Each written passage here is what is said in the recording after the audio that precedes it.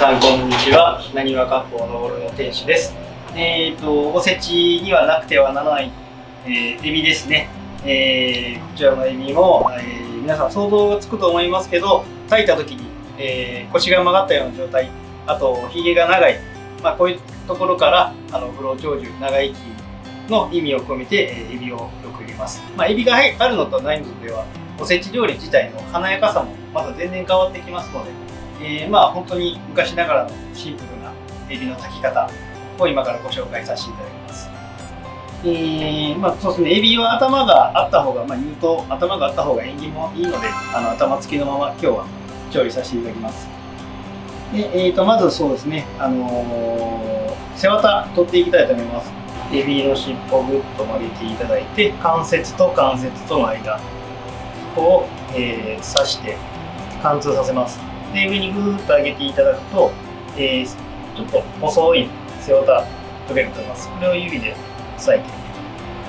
引っ張りますと取れます。で次に、背わたを取ったエビですね。こちらを、お湯の中に入れて、霜降りではないですけど、ちょっときつめの、下湯がきに近いかもしれませんね。ちょっとおせち料理に入れるので、お店でするときはもうさっとでいいと思うんですけど、ちょっとしっかりめに湯がきたいと思います。しっかりめに湯がかないと、甲殻類って血がね、目に見えないと思うんですけど、透明な血があるんですけども、それが時間を経つごとに黒く変わってきます。なので、ここでしっかりと下茹でしといてください。だいたい2分ぐらいですね。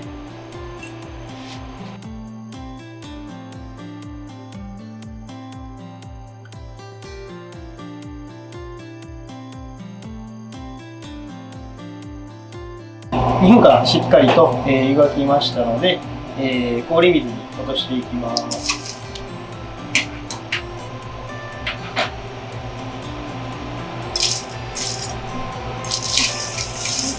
車エビなんで湯がくだけでも綺麗な色に仕上がりますので、しっかりと尻尾も曲がってますし、今日は生きた車エビを使ってますので、そのままお湯に入れていただくだけで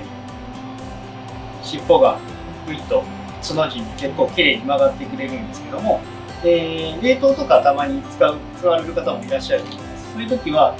尻尾の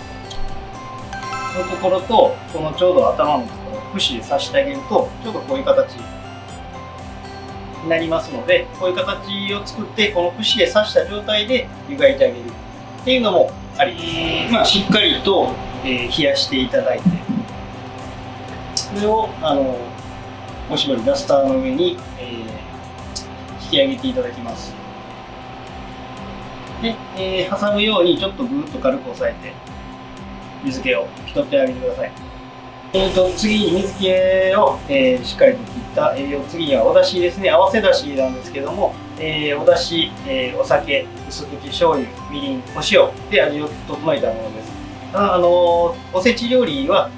日持ちをするっていう意味もあって、味付けの濃いものとかあまりお出汁は使わないです。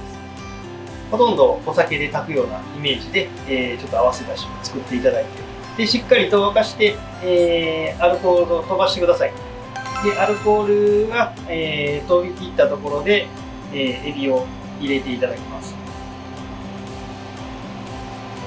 エビを入れていただくと1回ちょっと沸騰が抑えられます。ちょっと花が、周りにふとふととなっている状態をキープするような感じで、あまり沸かしすぎず、含ませるように、2、3分炊いてください。あまり強火で炊いてしまうとエビってすごく身が硬くなってしまいますので、ちょっとゆっくりめにゆっくりと炊いてあげてください。含ませるように頭と一緒に、殻と一緒に炊いてあげると普段のエビよりもすごく味が濃いいいお出汁ができますので、もしあれでしたらこの残ったお出汁ですね、こういったお出汁も捨てずに、何かに活用してください。例えばそうめん、うどん、そういったお出汁の一部に使っていただいても美味しいです。ただちょっと味が濃いのでお味噌汁とかにはちょっと向かないとは思いますけども、鍋のスープに使っていただいたりとか、おでんの合わせだしに使っていただくとかでも全然大丈夫です。もう本当おせち料理のお出汁って濃いめに味付けして、食材を引き上げてでその後お出汁ってもう捨てる方が多いんですけど、そういうお出汁を結構合わせていろんなものに活用していただくと、食材のお出汁の無駄にはつながらずに、逆により一層美味しいお料理もできると思いますので、そういう工夫を、していただけたら面白いかなと思います。で、2本ほど炊きましたので、こちらを、一度急冷してください。で、この状態でまたしっかりと冷まして、また1日置いていただくと味もしっかりと、含んで、美味しいエビが炊き上がると思います。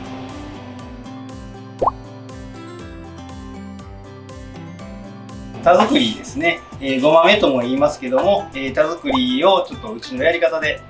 ご説明させていただきたいと思います。田作りってそのままの漢字で書く通りに田んぼを作る、昔はこれが稲作には必要な栄養の一つだったらしいです。でそこから五穀豊穣とか、豊作とかそういう意味があって、おせちでお祝い事の一つとして入れられるようになったものだそうです。でこれちょっと、今乾燥、されているものなんですけども、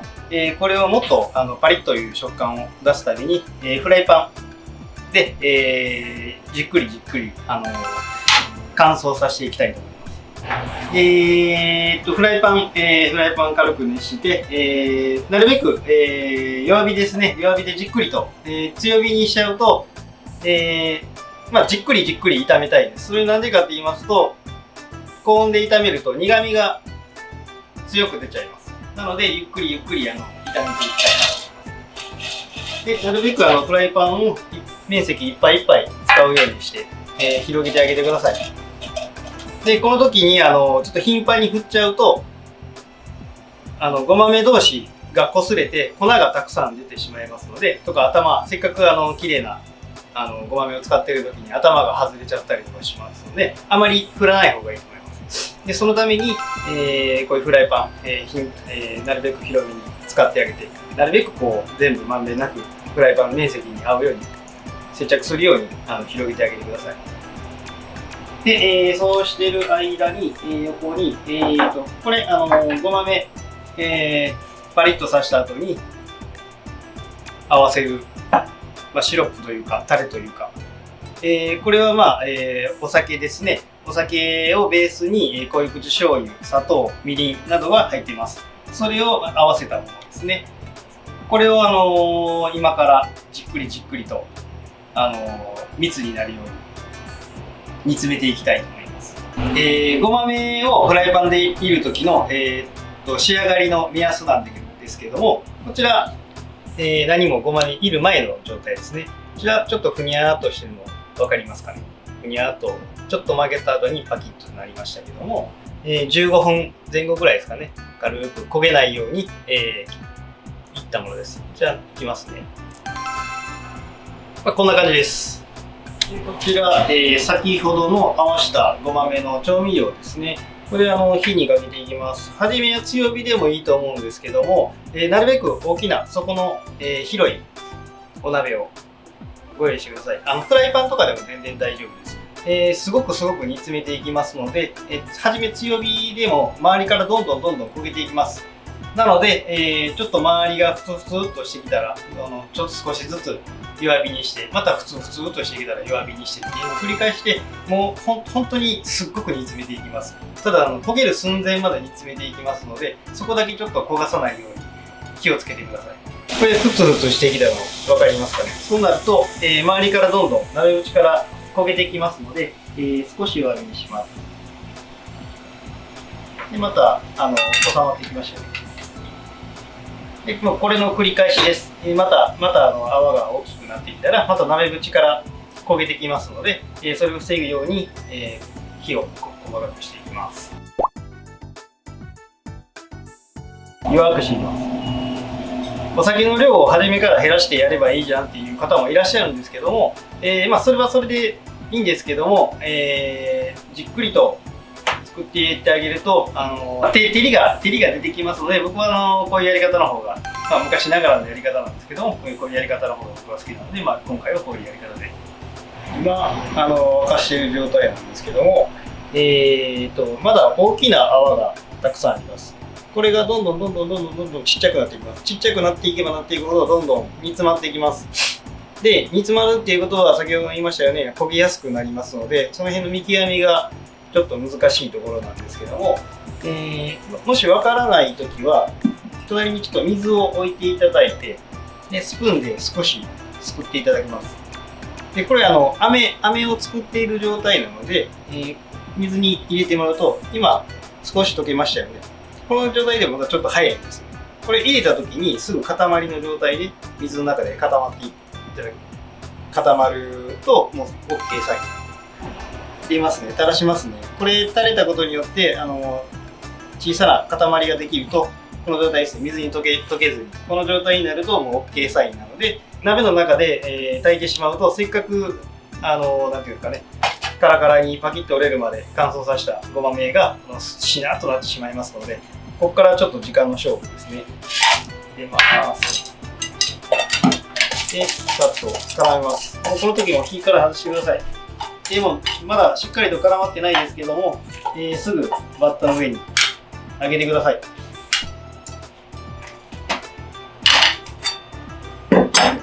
で、ここで、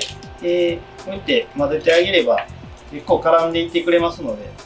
この状態で仕上がりです。